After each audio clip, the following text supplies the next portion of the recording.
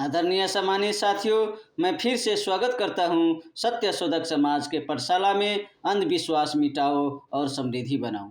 आदरणीय सम्मानित साथियों, आज फिर से मैं छोटा सा चर्चा करूंगा बाबा साहब भीमराव अंबेडकर के बारे में। बाबा साहब भीमराव अंबेडकर को दलित साहित्य का एकमात्र प्रेरणा स्रोत मानते हुए इस शोध पत्र में गुणात्मक पद्धति का पालन किया जाएगा, जिसमें दलित साहित्यिक ग्रंथों के सौंदर्य शास्त्र का गहन अध्ययन है और व्याख्या शामिल होगी।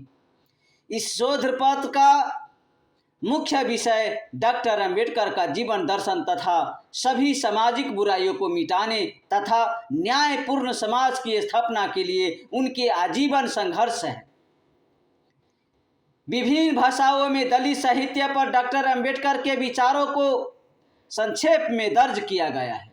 दलित साहित्य किसी भी विधा जैसे कविता, आत्मकथा और लघु कथा के किसी भी साहित्यिक पाठ का विश्लेषण किया जाएगा, जिसमें अम्बेडकरवादी विचारधारा और दलित साहित्य के उसके संबंध पर ध्यान केंद्रित किया जाएगा। यह शोध पत्र मुख्य रूप से नेपाल अखिल भारतीय संदर्भ में दलित साहित्य में निहित अम्बेडकरवादी विचारधारा। आदरणीय सम्मानित साथियों, मैं फिर से स्वागत करता हूं सत्य शोधक समाज के पाठशाला में अंधविश्वास मिटाओ और समृद्धि बनाओ। आदरणीय सम्मानित साथियों, धार्मिक एजेंटों ने ही भगवान को बनाया है। भगवान एक प्रोडक्ट है जिससे बेचकर पैसा कमाता है और अपने पेट पालते हैं और अपने बच्चे को उस शिक्षा के लिए विदेशों भेजते हैं और बहुजन समाज को कर्म कांड में ढकेल देते हैं।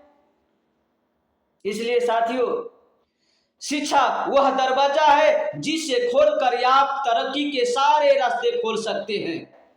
किताबें खुद चुप रहती है, लेकिन जिसने पढ़ लिया उसको बोलना और लड़ना सिखा देती है।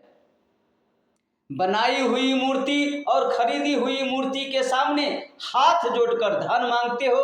अगर यह मूर्ति धन देती तो दुकानदार इससे बेचता ही क्यों?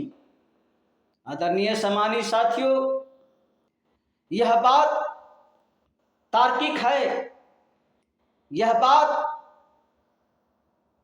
समझने की बात है।